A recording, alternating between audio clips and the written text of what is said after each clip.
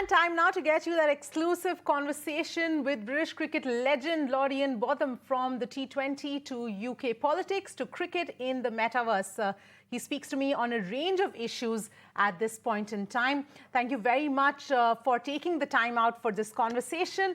In fact, I must start with Virat Kohli and his recent comments that we were just talking about. As far as his own mental health is concerned, he said that it was important for athletes to rest and recover from the pressures of sports. Your thoughts on these comments, given that mental health is increasingly becoming more and more of an issue that people are facing, especially in the sporting world? I'm very fortunate. I never had any problems in that area. I know that some of the players nowadays do, whether that's the amount of pressure on them or whether it's the high expectance, particularly in India, as you know, it's a religion, cricket, and someone like Virat is seen as a god almost. And I saw it with my great friend Sunil Gavaskar when I was playing with him and against him. But it was less intense there because I think nowadays you've got phones, mobile phones, internet, etc., etc., etc. So, yeah, I think it is a problem. I know that a couple of England players, including Ben Stokes, had issues, but it's something that I don't really know what you do about it, to be honest. You want to play the game and you want to enjoy the game.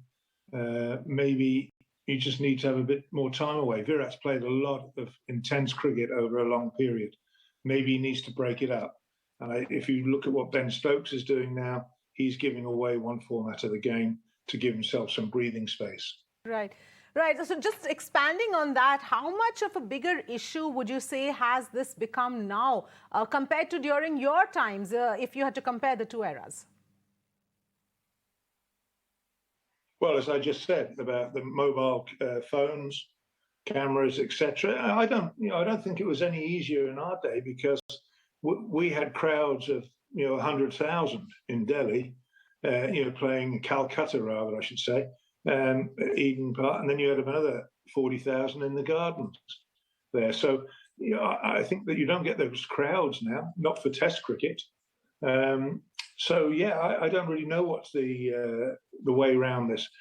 Maybe as I said, as Ben Stokes, take a leaf out of his book and give yourself. You don't have to play every format.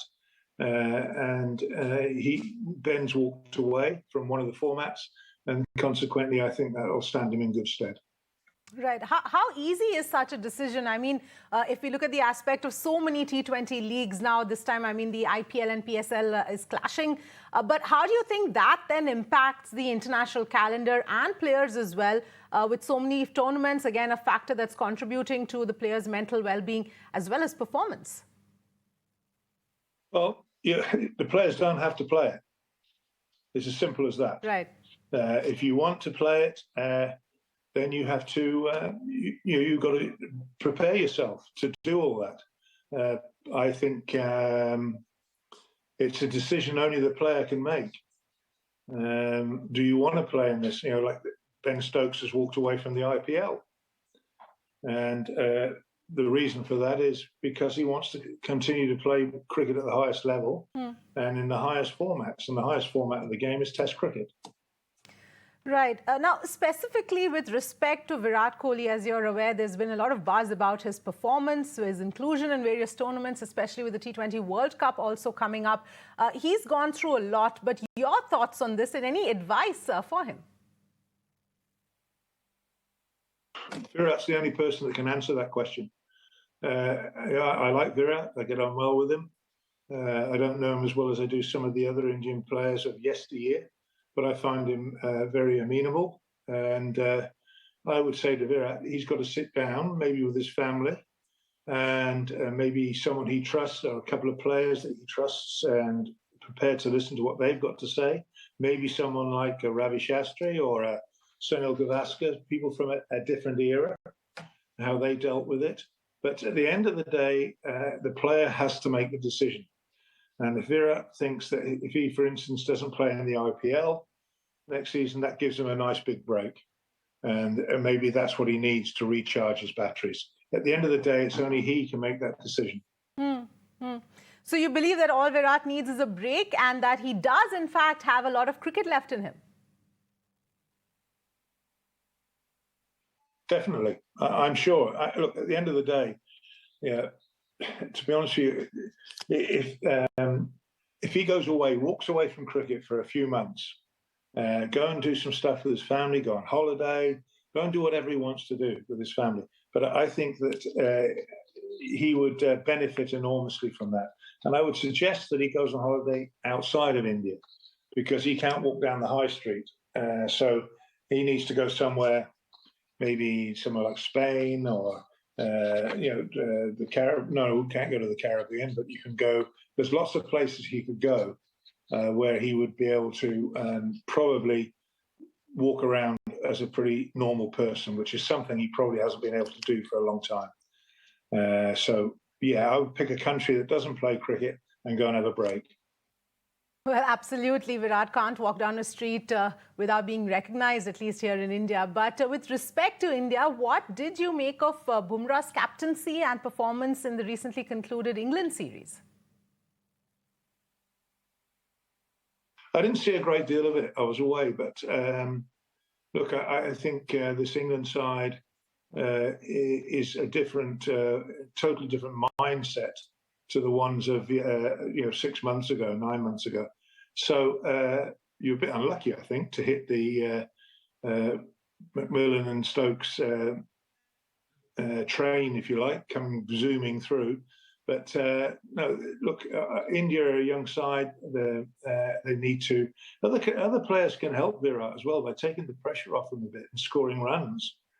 So yeah, there's get away from the captaincy. I think that's sensible. You can only do that for so long. You have a shelf life, and I think it's very sensible to walk away from that. So, if I was Virat, I would take a break and come back refreshed, and then I can help the new captain and play some more cricket. He's still got a lot of cricket in him, but he needs a break. All right, fair enough. Now, just taking that point forward and circling back to the issue of what the game of cricket has become today, any words of wisdom on how cricket is being played right now, or what perhaps, if you feel anything needs to change? As I said just now, take a break. You don't have to play every single game. Your agents and yourself will negotiate your contracts. Negotiate a contract that suits you, not what suits the board. And at the end of the day, the board, the BCCI, wants the best out of Virat Kohli. They want to be number one in the world. They want to, so let the guys. They don't have to play every format and every game. And I think that's the problem. And I think some guys now are working out. There's a lot of guys in England now that just play white ball cricket. That's their choice. Then you get a lot of guys that just want to play red ball cricket or predominantly red ball cricket. So at the end of the day, you're in a position of strength. So use it and play what you need to play, and not what the board needs you to play.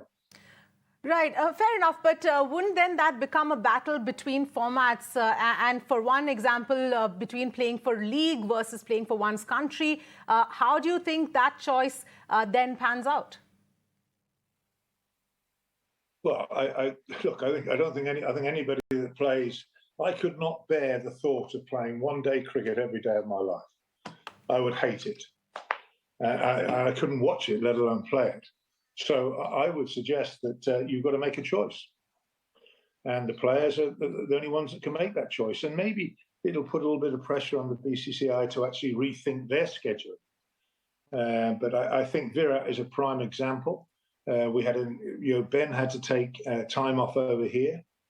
Combination of things that just became accumulated and were affecting his game and his thinking about the game. And I think Virat's going through the same, and other players will as well down the line. If you don't come to balance out evenly, it's you just don't. They just kept on wheeling Virat out. You go out and play. Ben Stokes was getting wheeled out.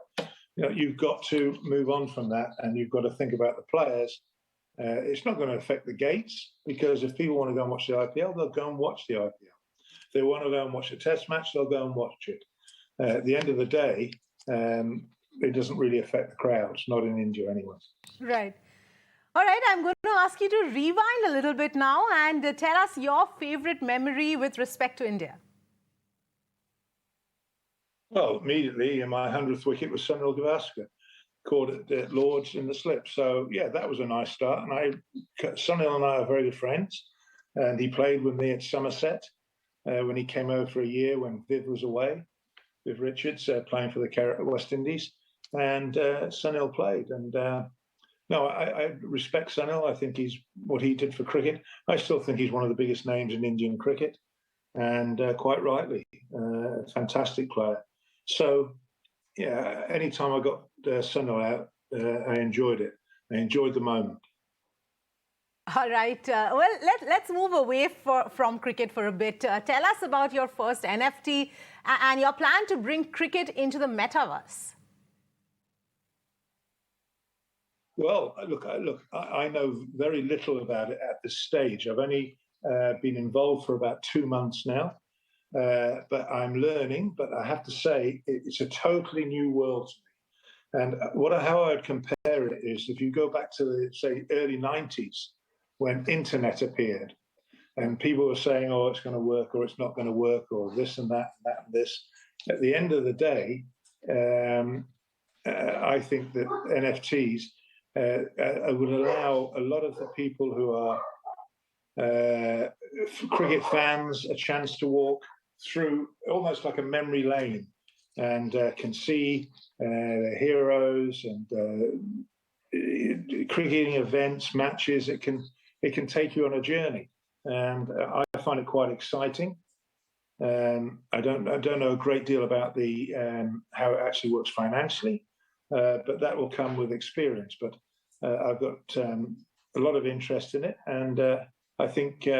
I like a little bit of a gamble, and I think when something like this comes along, I think that why wouldn't you jump on the train and see if it works? You've got nothing to lose and everything to gain. But what is it that sparked this interest and made you feel that this was a space that you wanted to enter? I met Bobby, who's very much one of the founders of NFTs. And I met him through my son about a couple of months or so ago. And we sat down and he explained it to me. And I said, look, we'll slow down. Explain this now in layman terms for me. And it just basically, I just thought, hang on, this if it works, and it is working, as you know, it opens up a whole new world. Not just for ex-players, players of today, but the fans. It's almost like walking into a great hall, and it'd be Ian or Beefy's hall, and you walk through it, and there's the memorabilia, moments, trips. You can almost relive it. So I think it's fascinating in that way. And at the end of the day, I've always been a fan of progress. Look what the internet grew from, and I think this has got the capacity to go. Be enormous, but I'm enjoying it. I enjoy the concept, and as I say, I'm learning all the time. In 2 months, it's very hard to take it all on board, but what I have witnessed, I've really enjoyed. I really have enjoyed it. All right. And well, I can't let you go without a word on UK politics, especially right now with the race to 10 Downing Street. Your thoughts or perhaps views on the candidates? Well, I saw the polls this morning, and it appears that Liz Truss is way ahead. So I think there's possibly the new Prime Minister of the UK, but that will be announced at the start of September. But at the moment, everything's pointing in one direction at the moment, and that's to Liz Truss. So she's the favourite. All right. On that note, thank you so much, Mr. Ian Botham, for joining us. It's been an absolute pleasure talking to you. Thank you. My pleasure.